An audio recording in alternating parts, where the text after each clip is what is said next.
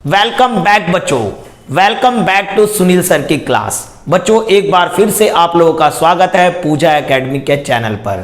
तो बच्चों जैसा कि आप लोगों ने अच्छे रेस्पॉन्स दिए हमारे चैनल पर, अच्छे कमेंट आ रहे हैं, हम भी मोटिवेट हो रहे हैं कि एक अच्छा वीडियो लाए, अच्छे कंटेंट लेकर आए।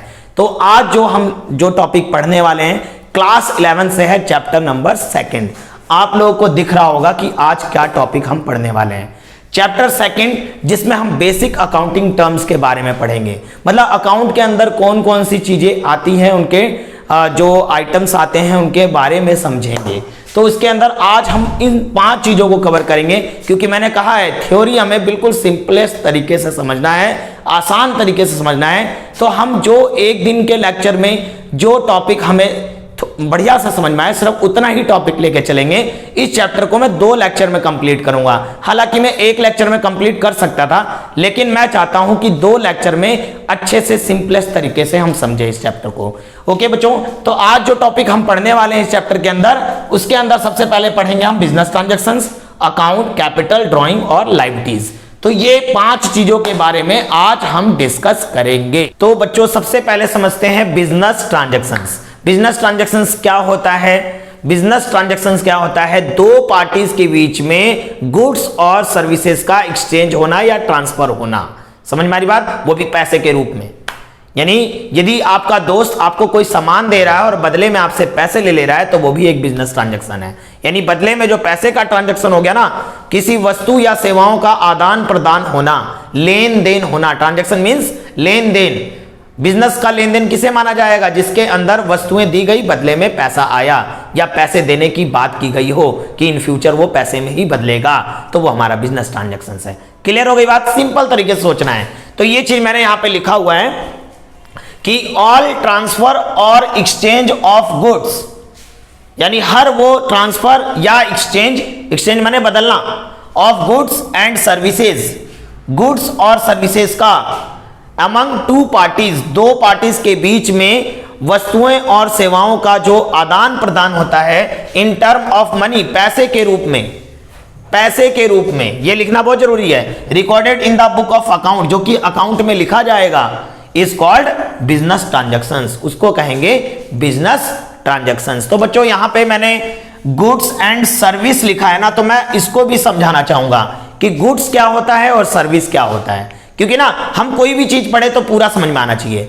गुड्स, हर वो चीज गुड्स कहलाएगी जो सेल करने के लिए आपके पास पड़ी हुई है, ठीक है, वो गुड्स कहलाएगी।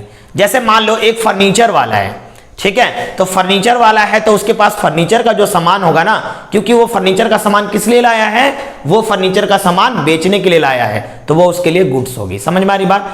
इसी तरीके से हम कोई सा भी एग्जांपल लेते हैं, मान लो एक परचून वाला है, तो आटा, दाल, चावल की जो बोरी होगी ना उसके पास जो दुकान में रखी होगी, क्यों लाया होगा? वो बेचने के लिए लाया होगा। तो बेचने के लिए जो भी चीजें होती है ना हमारे बिजनेस के अंदर, वो गुड्स कहलाती है। क्लियर हो गई बात? ठीक है। अब मान लो कोई दुकान वाला है और उसके दुकान पे एसी लगा हुआ है, तो एसी तो वो अपने लिए लाया ना, हवा चलाने के लिए। एसी बेचने के लिए तो नहीं लाया, इलेक्ट्रॉनिक्स का दुकान तो नहीं है। मान लो परचून की दुकान है, लगा रखा है एसी, तो अपनी सुविधा के लिए रखा हुआ उसने, तो वो एसी असेट्स कहलाएगा, ना कि गुड्स।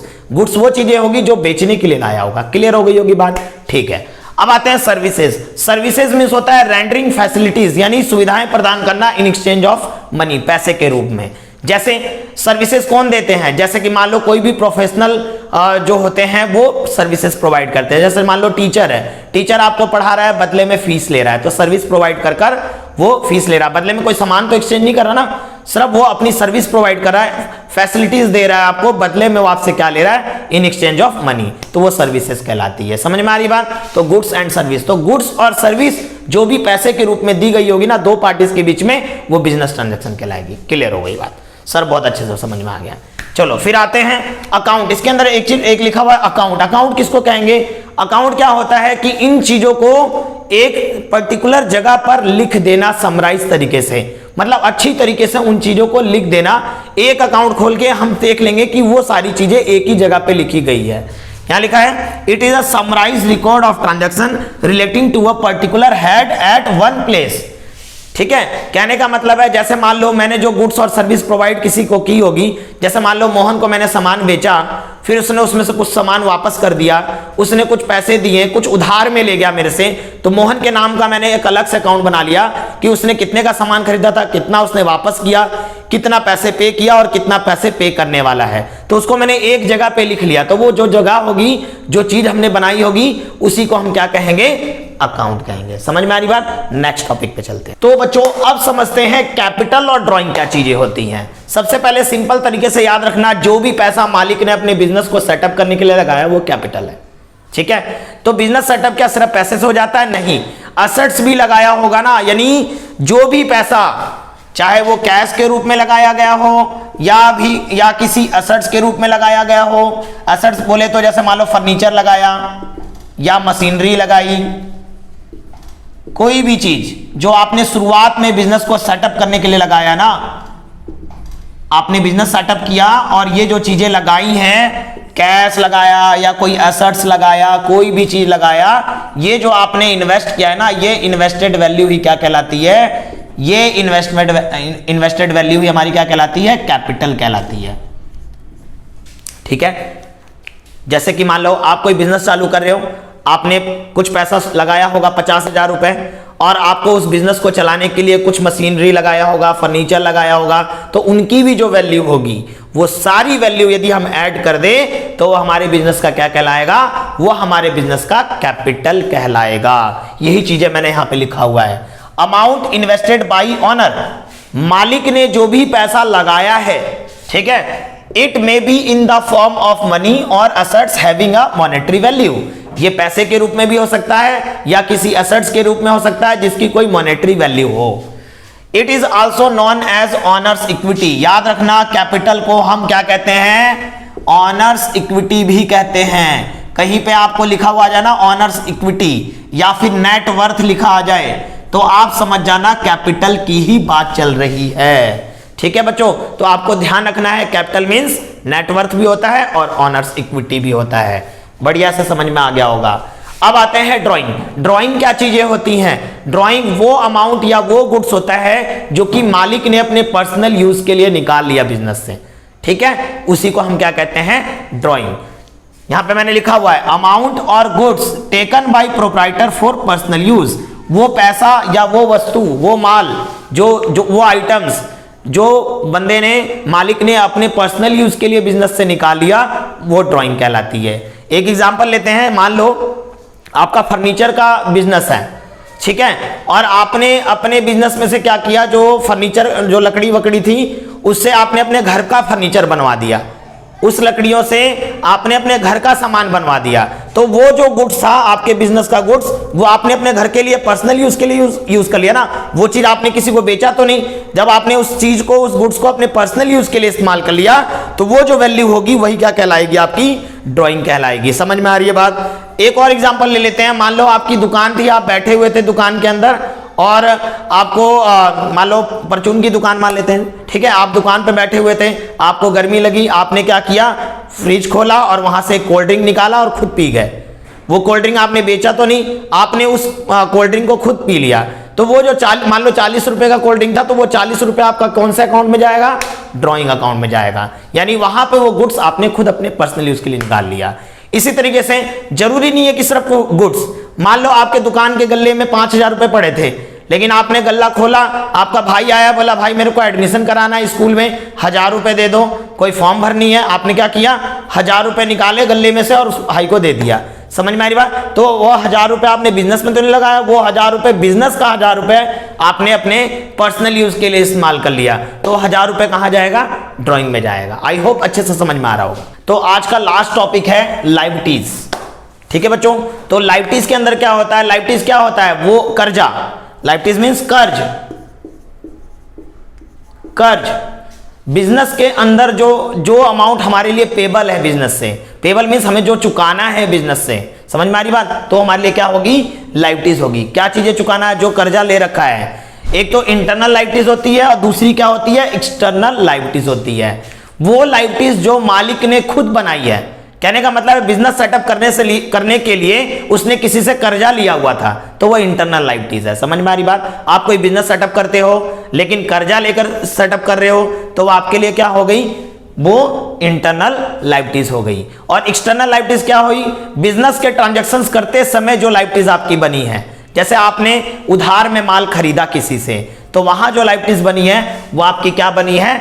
External liabilities. मैंने यहां पे लिखा हुआ है the amount which is payable by the business, वो पैसा जो कि बिजनेस के द्वारा चुकाना है, पेबल मैंने जो चुकाना है बिजनेस को, ठीक है, वो हमारी क्या कहलाती है? लायबिलिटीज कहलाती है।